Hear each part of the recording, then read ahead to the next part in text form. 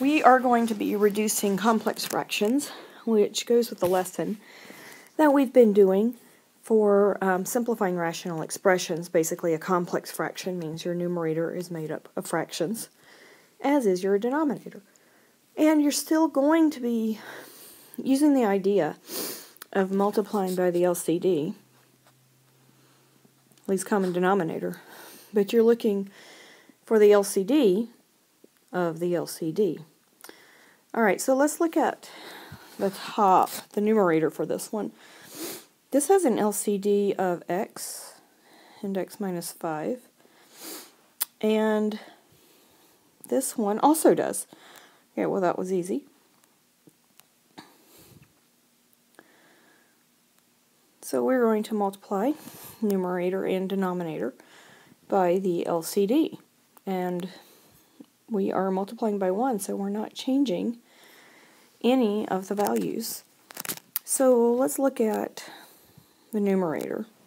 When we multiply 6 over x minus 5 times x minus 5, the x minus 5 cancels. So we are essentially only multiplying the 6 by the x. Don't multiply the denominator, you're multiplying this by the numerator. So we would have, for our numerator, 6 times x. And on this side, these x's cancel, so we'll be multiplying the 1 times x minus 5. And then we're going to do the same thing in the denominator. So multiplying 3 over x minus x times x minus 5 cancels the x's.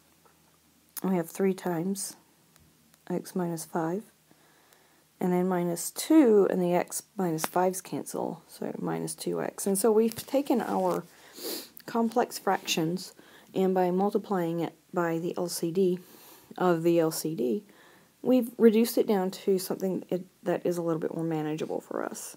And that gives us 7x minus 5 over 3x minus 15 minus 2x, and we have reduced this down to 7x minus 5 over x minus 15. So we took something very complicated and made it simple. Okay, so let's look at this one. We have a denominator of x minus 3, so that's one of our things we're going to multiply by. And we also have down here an x squared, and so we also need to take that into consideration. So we are going to multiply numerator and denominator by both of those. Remember, we're multiplying by 1. We don't want to change its value, we want to change its looks. So when we multiply the x minus 3 times x squared by our numerator of our complex fraction, right here, what cancels x minus 3 and x minus 3, and what we're left with is 6x squared. And in the denominator, this part, x minus 3 cancels here, so we're going to multiply 4 times x squared. And then we will multiply the 5 times x minus 3. And then we'll simplify.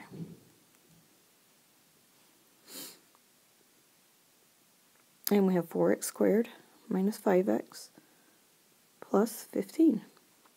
And that's the easiest way to handle complex fractions.